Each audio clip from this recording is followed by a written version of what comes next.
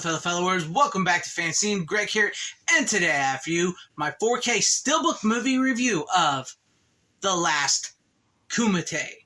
This was a brand new movie, just came out, but if you're looking for some old school 80s and 90s martial arts style action, just like Kickboxer, Bloodsport, all those old school martial arts films like that, look no further. This was actually a crowdfunded movie, which I was unaware of that it was a crowdfunded movie at first, which is amazing. It's really amazing what they accomplished. And I actually became aware of this movie, and I got to give a shout out to Video Tasties because I became aware of this movie through his channel. And, I found out they were having a 4K Steelbook coming out, and I pre-ordered it after watching just the trailer and hearing about the movie. And I'm so glad I did because this is a really fun. I mean, if you're a fan of those type of movies from the 80s and 90s, more than likely you will like this. This will not be for everybody, but if you're a fan of those movies and like, old school style like that, you're going to like it because I liked it. But anyways, let's go ahead and show up this Steelbook and everything real quick before we get into the movie.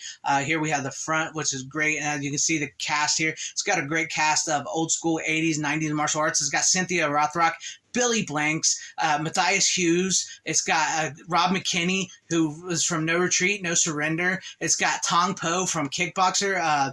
What's his name here? Muhammad Kaisi. If I'm mispronouncing your name, I do apologize. Mathis Landwehr is the star of the movie. He's a new guy, and I don't know how to pronounce her name right there, but she's really cool. She's one of the chicks in the movie here. One of the only women fighters in the movie. She's pretty cool in the movie.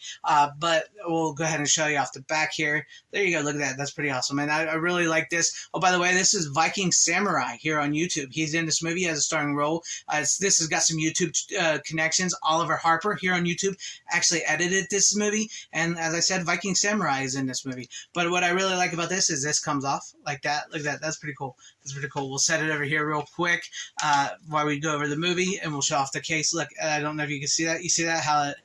Yeah, that's cool. That's cool. And then we got this here, right there. There you go. And then we'll open it up so you can see what the inside looks like. And I will take out the 4K disc side so you can see Mathis Landwehr, which I'm saying his name right as well. Right there, who's the star of the movie. This was a really fun movie. Paul Herzog, who actually did the music for Kickboxer and Bloodsport, came out of retirement to do the music for this. And Stan Bush, legendary Stan Bush, Transformers, Kickboxer, Bloodsport, tons of 80s movies, comes and does a couple title songs for the movie. Icing on the cake. Both those guys, Paul Herzog and Stan Bush, perfect. As far as what the movie is about, Mathis Landwehr's character of Michael Rivers is this karate champion. He's raising his teenage daughter in New York City. His wife has passed on, and he's this, he's a really badass karate champion. And Matthias Hughes, who is hamming it up, stealing the scenery as this villainous millionaire guy who's freaking awesome in this movie, offers him a chance at $1 million at a Kumite. Whoever wins this Kumite will win the $1 million. Michael Rivers turns it down, and they end up kidnapping his daughter and making him come to Eastern Europe to fight in The Last Kumite. And there he meets a bunch of other fighters, some of which whose loved ones and, wife and sisters have also been kidnapped, and some of which are there to actually win the $1 million. And as the movie progresses, we meet the champion of the Kumite, Draco, who is this big hulking type of guy. And then through there, nobody can beat him. So Michael has to, train hard, as hard as that he's ever trained before, and he meets Billy Blanks, who may be the one guy that can help him. And Billy Blanks is freaking awesome in this movie as well, as like the sensei, the mentor that helps train Mathis's character. And then also they bring in Cynthia Rothrock, who has a personal connection to Draco, who also helps him train. And it's just very cool, like old school martial arts movie from the 80s and 90s. It brings back those feelings, and you get to see some really cool fight sequences.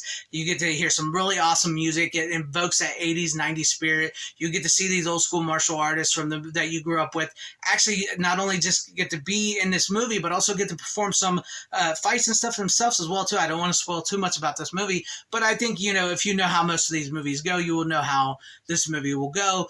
It's all all around, it's a pretty good movie. Like I said, I really loved Matthias Hughes in this. He was really great as the bad guy. Matthias Landwehr is really good. He's from German, so he has sort of like an accent. So it really works because like if you're used to Van Damme, with his accent being an American hero, it really works with Matthias. It feels in that vein. It really feels in that vein, and it's really great to see these old school martial artists and stuff. And Tong Po, the guy that played Tong Po, is really great as one of the henchmen that works for Matthias Hughes. His name is Wolf, and he's a really badass as well too. And and it's just got some incredible fight scenes in this movie. It's just a really fun, good old school classic action kick-ass movie. It's really great. The guy, the Viking samurai guy is pretty good in it as well too. I know he does martial arts and stuff in real life as well. So all the fights are really, really well done. Kurt McKinney from No Retreat, No Surrender, as I mentioned earlier, he is really, really great in this movie. He fits so well as in that, the old fighter who's kind of drawn in because his wife was taken, and he knows he can't really win this, but he's going to do his best to figure out, how to fight, how to save his wife, and how to help these other fighters that are in this predicament. And it's really great. He's a really great character in this. And also, I'm blanking on her name. I'm sorry, but like the one female fighter they have in this really plays well in this movie as well too. With going up against these guys and everything, and it works. And then of course, we have the big hero moments and everything, and the big music moments and montages, the training montages, the fighting montages, the Kumite. It's at the last Kumite. Look at that artwork. The blood, everything. It's just like Bloodsport stuff, right? But it's so much more than just, Bloodsport and Kickboxer. It's so many of those other movies that came out around that time with all these people. And it's just a really fun, great movie. And I do recommend it. It is also on regular Blu-ray, and it's still, there is this 4K Steelbook, which I really, really loved. I saw that and I had to get it. And I really loved this little slip that comes on it like that. That is cool. More Steelbooks need that. But if you've not seen this and if you want to see it, I do recommend it. Check it out. Let me know what you guys thought about this review or thought about this movie if you have seen it in the comment section down below. And also, what are some of your favorite 80s and 90s martial arts films? Let me know that in the comment section down below. And if you liked what you saw here, maybe consider hitting that like button or subscribing and hitting that bell for notifications. That would be awesome if I earn your guys' subscriptions. Or possibly share this video out for everybody to see. Or join and become a channel member because that would help out my channel immensely. Or also visit my TeePublic shop or my Teespring shop and buy you some really cool FanZcene t-shirts, much like Justin Seaman here, who directed The Barn Part 1 and 2.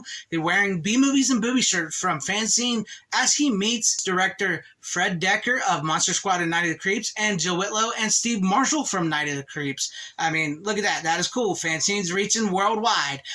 Pick you up some FanZcene merch today. And also, I want to give a big thank you and a shout out to all my channel members. Thank you guys for being channel members here and for all of your support. And to everybody watching, whether you liked me, hated me, or liked this video, or hated this video, I thank you for sticking this long wherever you all are. Please have a great, safe, happy, healthy day, morning, afternoon, evening, and night. Always support physical media. It truly is the superior format. Godspeed.